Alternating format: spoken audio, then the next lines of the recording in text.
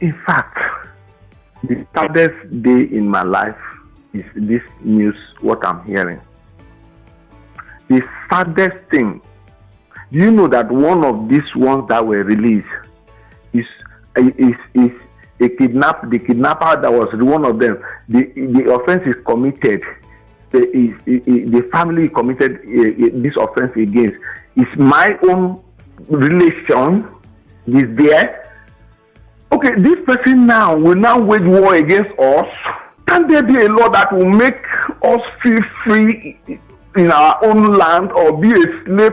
How can there be a dictatorship in a government like this? So, past leaders, present leaders, community leaders, religious leaders will rise and condemn this.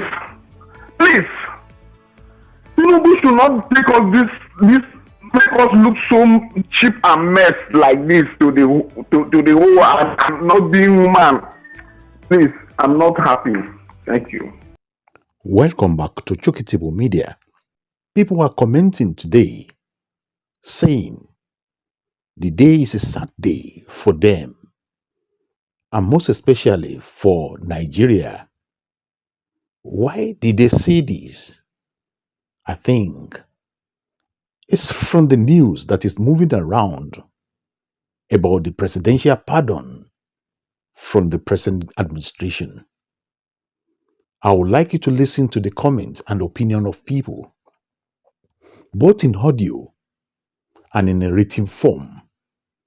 Nigerians say they are sad because of the presidential pardon.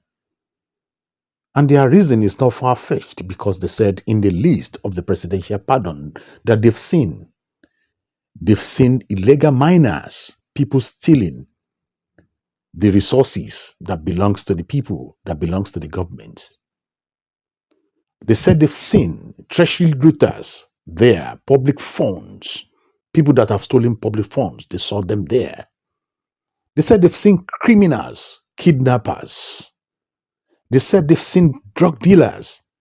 They've seen killers, murderers, and so on and so forth on this list, which is not supposed to be so. And that is why they are sad. I don't know which side of the divide you are, if you have seen the list or not. If you haven't seen the list, please go and check out for the list and see how they put it on the federal government website. Journalists, scholars, opinion makers, all of them say they are sad. But when you go on a shopping spree of petty thieves, criminals, drug barons, murderers, and people that ordinarily should not be in the community of human beings, I grant them pardon or reduce their life sentences, you have made nonsense, absolute nonsense of the criminal justice system of the country. You have simply rewarded crime. It means to commit crime pays. I don't know if you think there should be this kind of feelings, if they are too emotional about this, or you think it is legitimate for them to say this. In as much that it is also okay for the president to use his prerogative of mercy over this type of situation. Part of the people's argument is that there are better and better people that are supposed to be pardoned rather than all these criminals that have been pardoned. In fact, they went back and say majority of the criminal in the past that have been killed, from Anini to... For me, it should have included people like Lawrence Anini, maybe Abubakar Shekau, maybe people like Shinorambo, Deriko Wamama, and all other unknown criminals should have been pardoned too, so that let us know that it has gone around. People's Gazette also have written article trying to intimate us about this presidential pardon that people are complaining about today. They said Tinubu grants presidential pardon to convicted lawmaker Farouk Lawan, cocaine pusher Nweke Francis, Chibueze, and others.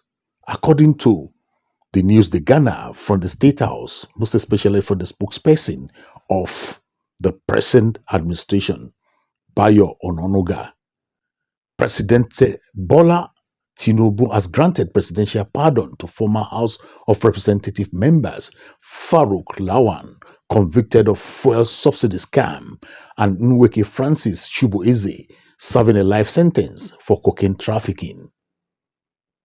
That is according to People's Gazette. And on these, I'm going to do my analysis. Mr. Tinubu also granted posthumous pardon to Nigerian nationalist Abat Macaulay and Major General Mama Vasta, a former army general executed for treason in 1986, alongside several others convicted and deceased persons. The pardon were among a recommendation approved by the National Council of State, which met at Presidential Villa in Abuja on Thursday, according to a statement by presidential spokesman Bayo Ononoga. President Tinubu also pardoned Mrs. Anastasia Daniel Nwaobiye, Barrister Uzaini Umar, and Ayla Sadu Alanamu. The statement said. It added they were pardoned to enable them to integrate into society, having demonstrated sufficient remorse. In Nweke Francis, serving a life sentence for cocaine, was pardoned along with Dr. Nwogo Peters, who had served 12 out of a 17-year sentence for fraud. You don't pardon people who have been convicted for stealing public funds, and then you pardon them under the prerogative of mercy. It is for me, it is a slap on Nigeria. It means you have simply said, look, you can do this as long as you have friends and you are connected to high offices. You get pardoned. How do you pardon people that are known to have committed crime against the state? Crime on the scale of economic and financial crimes and stealing of public funds.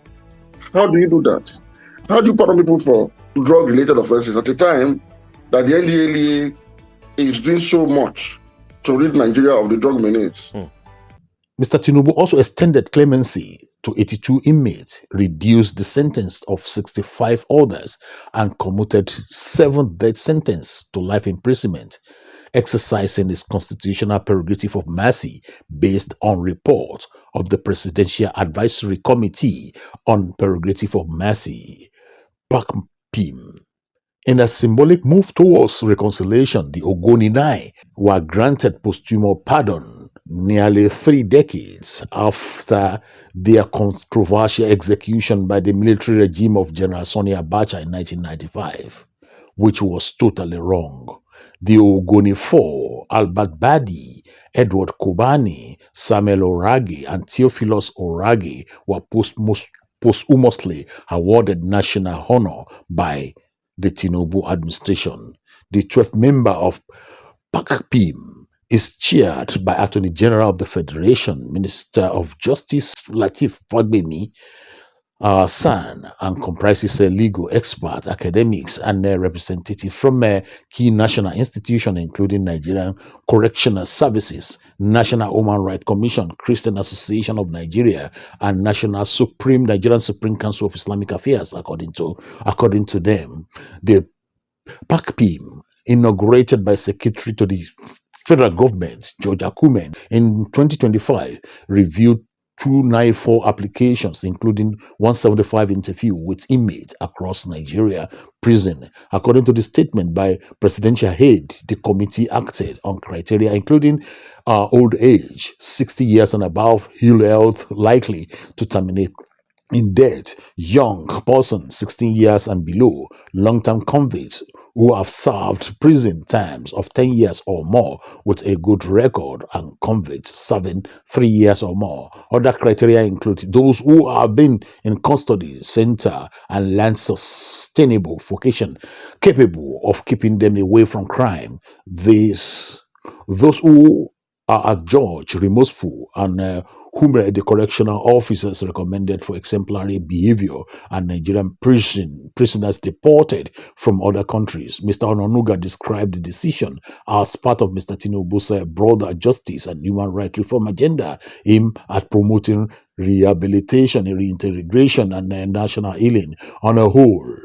A total of 175 beneficiaries were recommended under 2025 presidential clemency exercise, said Mr. Ononluga. So the main thing right here now is for us to go and look for the list and look for the type of crime these people have committed, and let us try to justify who among this list of 175 or the applicant or the application they put in, who among them deserve to have presidential pardon. You know, when you say talk about presidential pardon, there should be a very tangible reason, a constructive reason behind, giving people pardon. You don't give pardon to criminals. I don't think it is all right. You don't give pardon to drug dealers. You don't give pardon to kidnappers that their victims are still living. I mean, I don't know what you think about this. Do you think it's all right, or do you think this prerogative of mercy is just for political reason alone, or is it for closure? Because there should be zero reason for closure of the victims of this this crime that are perpetrated against them, or is it for just to show that we are in power? Is the part of the reason why prerogative of mercy should be given? Nobody is against giving prerogative of mercy or being merciful to those people who have committed crime. But we're looking at people like the whole nationalists that were on the list. We're looking at people like the activists that were on the list, people that were jailed or prisoner of conscience. We're looking like people like Mazin Nabdekanu, who is still in detention now after all the judgment has been passed in his favor. I mean, these are the type of people that you are thinking about. A lot of them are there behind the bars that are supposed to be released into the country to bring more image, better image of Nigeria to the outside world. But this is not what we are seeing right here. There's a gentleman whose case has come up, and he is said to have been the mastermind of the kidnapping of Chief Michael Zekome SAN in 2013. I don't know if you've seen the story. Is it 2013? Yes, I've seen it. Yes, by the name Kelvin Prosper Oniara, aka Kelvin Ibruwe, who was sentenced to prison for that particular incident. Amongst others, he said to have kidnapped the judge of the Edo State Judiciary. He is said to have kidnapped the top female official of the Federal Inland Revenue Service.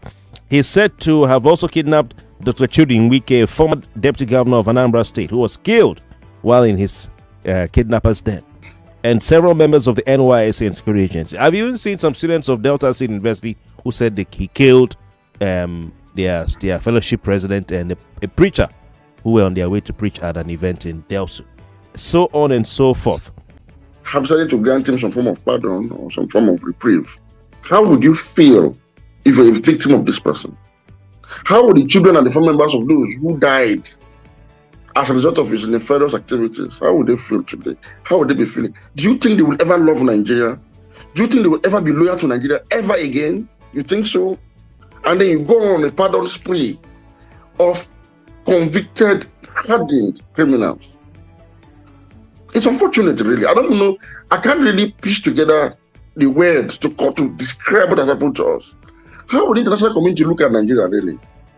Yeah, good morning. My name is Adidayo Fomikodu. Right. Honestly, I'm incensed at what I'm hearing this morning. I'm infuriated. If I were to unleash my anger, I don't think Nigeria can continue. This is absolute madness.